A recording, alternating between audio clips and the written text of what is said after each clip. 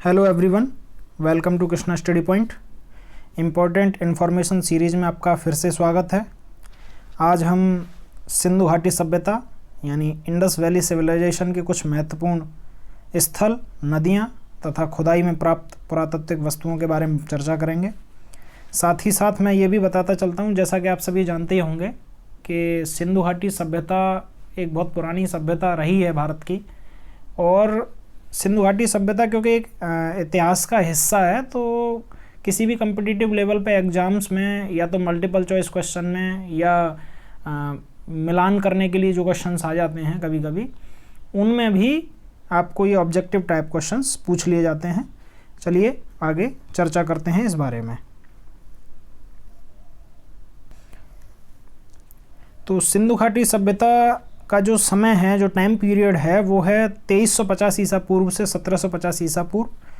क्योंकि भारत में 2350 ईसा पूर्व से 1750 ईसा पूर्व में जो सिंधु नदी थी, या हम ऐसे कह सकते हैं जो सप्त सिंधु हुआ करता था, सतलज और रावी, चिनाब, झेलम, सिंधु, इनसे मिलकर, और इधर दक्षिण में नर्मदा, इन सबसे ऊपर जो भी नदियाँ थीं उसके आसपास एक सभ्यता ने जन्म लिया, जिसे हम सिंधु घाटी सभ्यता के नाम से जानते हैं। तो मैं बस यही बताना चाह रहा हूँ कि 2350 ईसा पूर्व से 1750 ईसा पूर्व में सिंधु नदी के तट पर एक समृद्ध सभ्यता जन्मी, जो आगे चलकर जो हमारा उत्तर भारत है और या उत्तर पश्चिम भारत है, वहाँ के विशाल भाग में फैल गई। जैसे हड़प्पा सभ्यता सिंधु घाटी सभ्यता के रूप में इसी को जाना जाता है। इसमें कुछ खास बातें थीं। कुछ खास बातें क्या थीं कि इनका एक तो शहरी प्लानिंग, यानी इनका जो शहर बनाने का तरीका था, सड़कों का बेहतर नेटवर्क, 90 डिग्री पर कटने वाली सड़कें, जल निकास प्रणाली, यानी कि जल जो भी खराब जल है, मल जल है, उसको बाहर निकालने के लिए नालियां बनाई गई थी जो कि ढकी हुई होती थी। तो ये सब चीज़ें हमें देखने को मिलती हैं, और इंजीनियरिंग स्किल्स के बहुत बेहतर प्रमाण इस सभ्यता में मिलते हैं। चलिए आगे चलते हैं।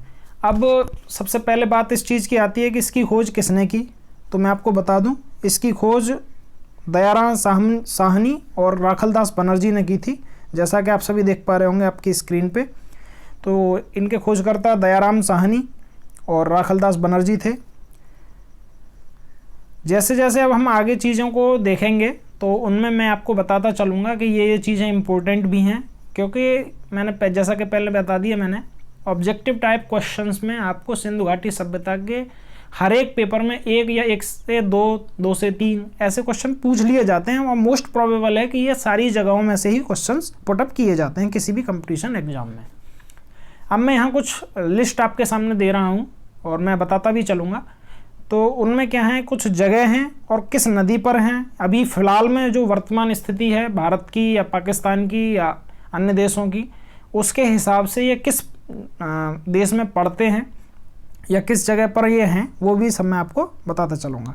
जैसे हम पहला जो प्लेस है वो हड़प्पा देखेंगे।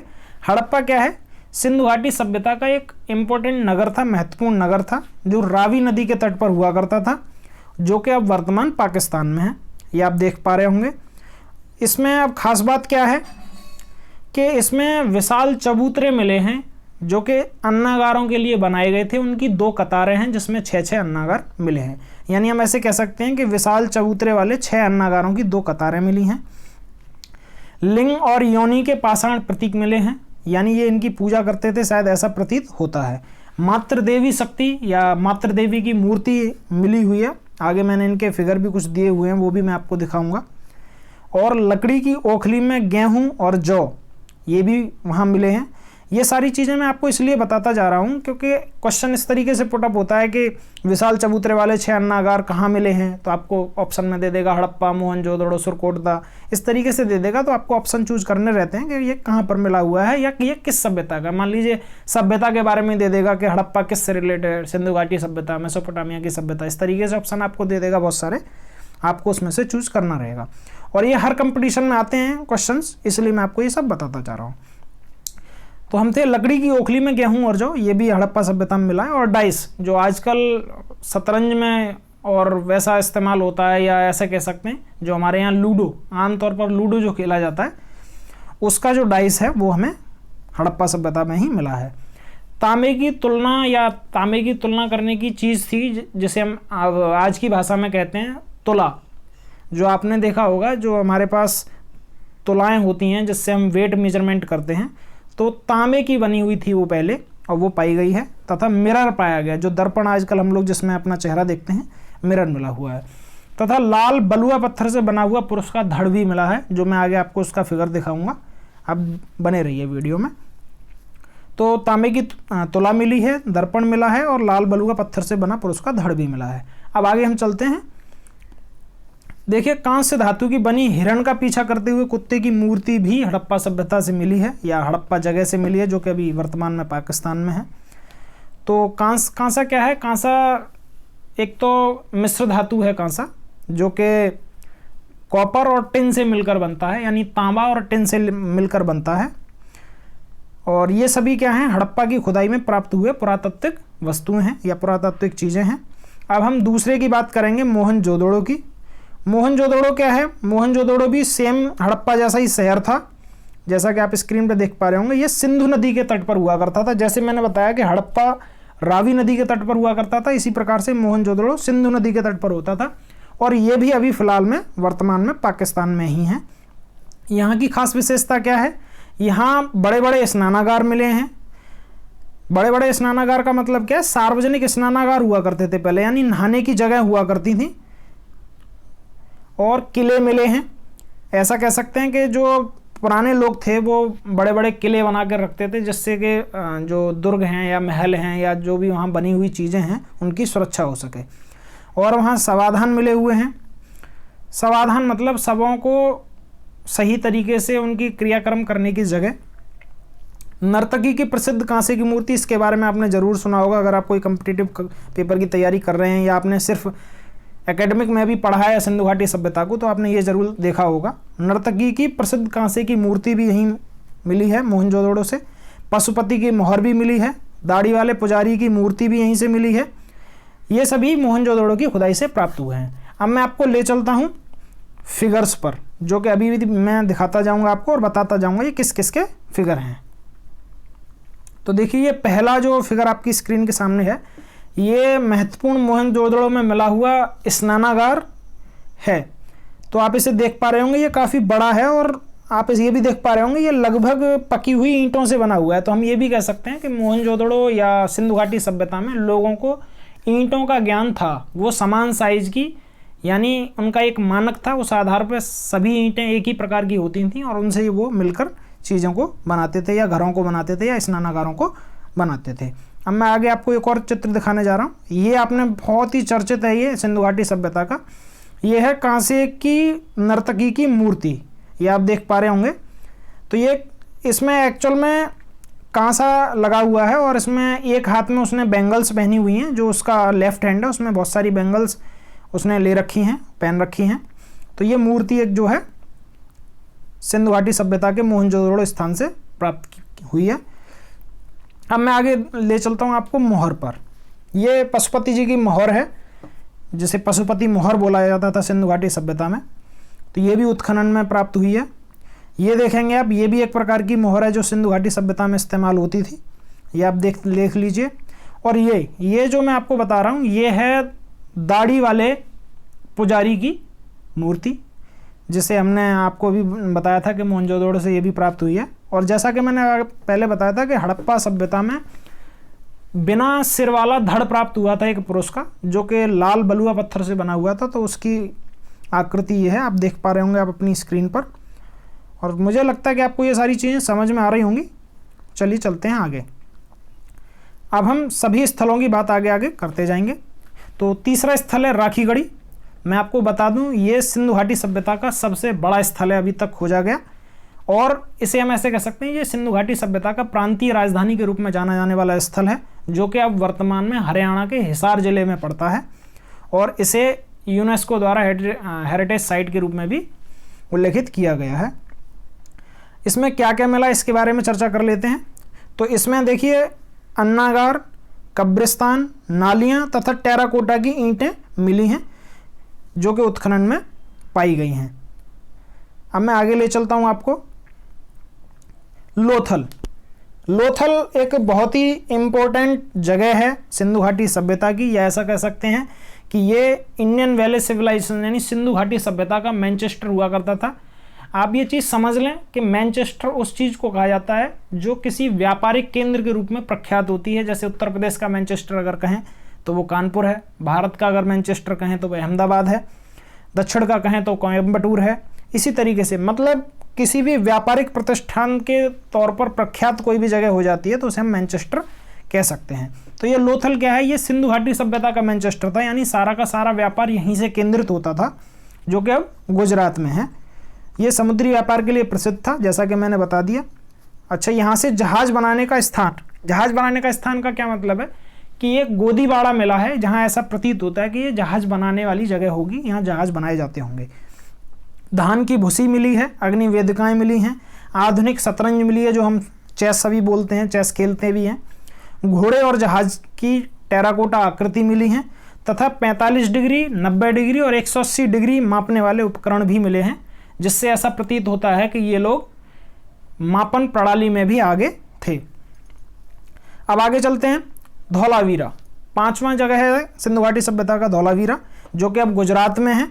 और मैं आपको बताता चलूँ, ये सबसे बाद में खोजा गया सिंधु घाटी सभ्यता का शहर है, इसलिए ये पॉइंट मैंने इसमें पीडीएफ में डाल भी दिया है, आप देख सकते हैं। सबसे बाद में खोजा गया सिंधु घाटी सभ्यता का शहर है ये। इसमें जो उत्खनन किया गया तो इसमें जल दोहन प्रणाली, स्टेडियम, बड़े बड़े पानी के कुंड, बांध, विज्ञापन पट्टिका की तरह मिले 10 बड़े आकार के संकेत अक्षर वाला अभिलेख भी पाया गया है। क्योंकि अभी तक जो हम कहते हैं सिंधु घाटी सभ्यता की जो लिपि है वो दाएं से बाएं और फिर दूसरी लाइन में बाएं से दाएं लिखी जाती थी, तो वो अभी तक पढ़ी नहीं गई है, यानी वो ऐसी लिपि है जो अभी तक पढ़ने में नहीं आई है। तो इसकी ये भी एक अभिलेख मिला है कि उसमें 10 बड़े आकार के अक्षर हैं जो ये विज्ञापन पोस्टर की तरह लगे हुए हैं, वो अभी तक पढ़ने में नहीं आए हैं। अब हम छठे स्थान की तरफ रुख करते हैं। छठा स्थान है रोपड़, जैसा कि आप देख पा रहे होंगे। रोपड़ क्या है, रोपड़ भी एक जगह है लोथल की तरह, ये भी सतलज नदी के तट पर है और वर्तमान में पंजाब में मिलती है ये। यहाँ मानव शव के साथ दफन कुत्ता तथा तांबे की कुल्हाड़ी पाई गई है उत्खनन में। तो रोपड़ जो कि सतलज नदी के किनारे है, अब पंजाब में है, मानव शव के साथ दफन कुत्ता, तांबे की कुल्हाड़ी यहाँ मिली है। अब आगे चलते हैं 7वें पर, बालाथर और कालीबंगा, ये आपने जरूर सुने होंगे। तो बालाथर और कालीबंगा ये दोनों ही राजस्थान में हैं अभी फिलहाल में, और यहाँ से उत्खनन में चूड़ी कारखाना, खिलौने, ऊँट की हड्डियाँ, अलंकृत दुर्ग और अग्निवेदिकाएँ मिली हैं। 8वें नंबर पर हम चलते हैं सुरकोटदा। सुरकोटदा भी एक जगह है जो कि गुजरात में पड़ती है, ये भी सिंधु घाटी सभ्यता का हिस्सा है, यहाँ घोड़े की हड्डियाँ मिली हैं। 9वें पॉइंट पर चलते हैं बनवाली, ये भी पुरानी सरस्वती नदी का क्या मतलब है, क्योंकि सरस्वती नदी का ऐसा समझ सकते हैं सिंधु घाटी सभ्यता जब थी उस समय सरस्वती नदी थी, और अब ये थोड़ा थोड़ा जब जैसे पानी की मात्रा कम होती चली गई तो ये सूख गई है, इसलिए मैंने यहाँ पुरानी सरस्वती नदी पर लिखा है। हालांकि सरस्वती नदी का संगम यमुना और गंगा के साथ आज भी प्रयागराज में कहा जाता है, लेकिन हम पुरानी सरस्वती नदी इसलिए कह रहे हैं क्योंकि उसमें पानी अब नहीं है जहाँ ये बनवाली है, और ये अब हरियाणा में पड़ता है। यहाँ खिलौना हल और जौ, अग्निवेदियाँ तथा रेडियल गलियों वाला एकमात्र नगर मिला है। और यहाँ की जो बस्ती थी अंडाकार थी। अंडाकार का क्या मतलब है, अंडे के आकार में लोग रहते थे, यानी कि सामने की तरफ एक आर्क के रूप में और पीछे की तरफ एक आर्क के रूप में अंडे के आकार में बस्तियां बनी हुई थी। 10वीं जगह है सिंधु घाटी सभ्यता की आलमगीरपुर, जो कि उत्तर प्रदेश में मेरठ में यमुना नदी के किनारे पर पाया गया है। खुदाई में यहाँ से भी जो ये वैसे तो हम ऐसे कह सकते हैं यहाँ से भी पुरातात्विक चीज़ें मिली हैं, और अभी फ़िलहाल में ये जो आपका गाजियाबाद से थोड़ा सा हटके है, वहाँ से भी थोड़ा जो उत्खनन किया गया है तो उसमें भी बहुत सारी चीज़ें मिली हैं, लेकिन वो अभी डिक्लेयर नहीं की गई हैं। तो अभी उत्तर प्रदेश में आलमगीरपुर यानी जो यमुना नदी पर है और मेरठ में है, सिंधु घाटी सभ्यता का ये सबसे पूर्वी स्थल है। ये क्वेश्चन भी आया था 2015 में आया था किसी एग्जाम में, मुझे याद है कि सिंधु घाटी सभ्यता का सबसे पूर्वी स्थल कौन सा है, तो उसमें ऑप्शन दे रखे थे। तो आप इस तरीके से चीज़ों को रिलेट करते हुए पढ़ें। मुझे उम्मीद है ये सारी चीज़ें आप पढ़ पा रहे होंगे। यहाँ से मिट्टी की बनी वस्तुएं, नांद पर कपड़े की छाप तथा तांबे के टूटे हुए फलक के प्रमाण मिले हैं जो आलमगीरपुर है वहाँ उत्खनन से।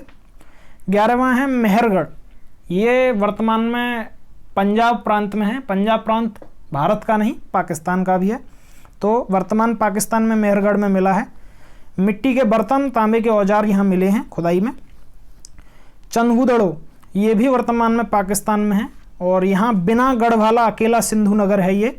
यानी अब क्वेश्चन इस तरीके से भी आ सकता है कि बिना गढ़वाला अकेला सिंधु नगर कौन सा है, तो ऑप्शन दे देगा आपको, किशोरकोटदा है, मेहरगढ़ है, मोहनजोदड़ो है, चन्हूदड़ो है। तो आपको ऑप्शनों में से आपको चूज करना होगा। तो आप ध्यान रखें, चन्हूदड़ो जो है वो वर्तमान पाकिस्तान में है और यही एकमात्र ऐसा जगह है या ऐसा नगर है जो बिना गढ़वाला था। गढ़वाले का मतलब सिंधु घाटी सभ्यता में जितने भी नगर बसाए गए थे उनके आगे पहले गढ़ बना दिए जाते थे, यानी दुर्ग बना दिए जाते थे। यहाँ से मनका बनाने का कारखाना, मन के जो मोती टाइप होते हैं वो मनका बनाने का कारखाना तथा लिपस्टिक का यूज पाया गया है। आगे चलते हैं, कोट दीजी, ये भी वर्तमान में पाकिस्तान में है। यहाँ से टार, बैल और माँ देवी की मूर्तियाँ खुदाई में पाई गई हैं। तो आप ये याद रखें, कोट दीजी जो कि वर्तमान पाकिस्तान में है, टार, बैल और माँ देवी की मूर्तियाँ खुदाई में पाई गई हैं। सुत कांगेडोर, ये भी वर्तमान में पाकिस्तान में है, आप ये देख पा रहे होंगे। सुत कांगेडोर जो कि वर्तमान में पाकिस्तान में है। यहाँ से मिट्टी की चूड़ियाँ मिली हैं, जो मिट्टी की चूड़ियाँ होती हैं वो मिली हैं। फिर है दायमाबाद जो कि अब फिलहाल में महाराष्ट्र में है और ये सबसे दक्षिणी स्थल भी माना जाता है सिंधु घाटी सभ्यता का। तो एक क्वेश्चन ऐसे भी आ सकता है कि सिंधु घाटी सभ्यता का सबसे दक्षिणी स्थल बताएं, ऑप्शन दे देगा। तो आप दायमाबाद याद रखें, ये सबसे दक्षिणी स्थल सिंधु घाटी सभ्यता का माना जाता है। यहाँ से कांसे का रथ तथा मूर्तियाँ पाई गई हैं, ये आप देख पा रहे होंगे, कांसे का रथ तथा मूर्तियाँ। तो अब चलते हैं मांड, यानी जो अब जम्मू कश्मीर में है, ये भी एक सिंधु घाटी का स्थल है और ये सबसे उत्तरी स्थल है। तो आपसे ये भी पूछा जा सकता है कि सिंधु घाटी सभ्यता का सबसे उत्तरी स्थल कौन सा है, तो वो मांड है जो कि अब जम्मू कश्मीर में है। और भी बहुत सारे हैं, तो मैं आपको छोटे छोटे देता चलता हूँ। यहाँ से बहुत कम चीज़ें मिली हैं, जैसे बालाकोट या जैसे कोट बाला भी कहते हैं, ये भी पाकिस्तान में है। यहाँ से सिंधु घाटी सभ्यता की भट्टी के प्रमाण मिलते हैं। तो सिंधु घाटी सभ्यता के अन्य स्थलों में रेसलपुर जो कि गुजरात में है, पाबूमठ ये भी गुजरात में है, रंगपुर, शिकारपुर ये भी गुजरात में है, सनौली जो कि उत्तर प्रदेश में पड़ता है, करणपुरा राजस्थान आदि शामिल हैं। तो मैं आपको बस ये चीज़ें बताना चाह रहा हूँ कि ये जो आप देख रहे हैं ये भी एक्स्ट्रा नगर हैं, या ऐसा कह सकते हैं ये इतने प्रचलित नहीं हैं, लेकिन इनको भी याद रखना जरूरी है क्योंकि कभी कभी जब एग्जामिनर को थोड़ा डिफिकल्ट क्वेश्चंस बनाना होता है तो वो ऐसे ऑप्शंस या ऐसे क्वेश्चंस भी पूछ सकता है। तो मैं बस इतना बताना चाह रहा हूँ कि जब हम सिंधु घाटी सभ्यता के बारे में बात करते हैं तो उनके नगरों, उनकी विशेषताओं और उनके अंदर मिली पुरातात्विक चीज़ों को आपको याद रखना इसलिए ज़रूरी है क्योंकि हर एग्जाम में, अगर आप कंपटीशन लेवल पर तैयारी कर रहे हैं तो, या आप एकेडमिक भी कर रहे हैं तो ऐसी कोई वो दिक्कत नहीं है, आपको आगे कभी ना कभी तो ये चीज़ें पढ़ने को मिलेंगी ही। तो आप सिंधु घाटी सभ्यता की इतनी चीज़ों को याद रखें। आई होप मैंने जितनी भी जानकारी दी आपको अच्छी लगी होगी और मैं आशा करता हूं कि आप इसी तरीके से चैनल के साथ बने रहेंगे। कृष्णा स्टडी पॉइंट को ऐसे ही प्यार देते रहिए। चैनल को सब्सक्राइब करिए, लाइक करिए, शेयर कीजिए और अगर आपको इसकी PDF चाहिए तो आप कृष्णा स्टडी पॉइंट नाम से टेलीग्राम चैनल बना हुआ है, आप उसमें भी ऐड हो सकते हैं जहां आपको इसकी PDF मिलती रहेगी। डिस्क्रिप्शन में लिंक भी दिया हुआ है, तो आप इन चीज़ों से भी टेलीग्राम में जुड़ सकते हैं। मुझे उम्मीद है कि आपको सिंधु घाटी सभ्यता की इस इम्पोर्टेंट वीडियो में अच्छा लगा होगा। तो आप इसी तरीके से कृष्णा स्टडी पॉइंट के साथ बने रहिए। Thank you very much.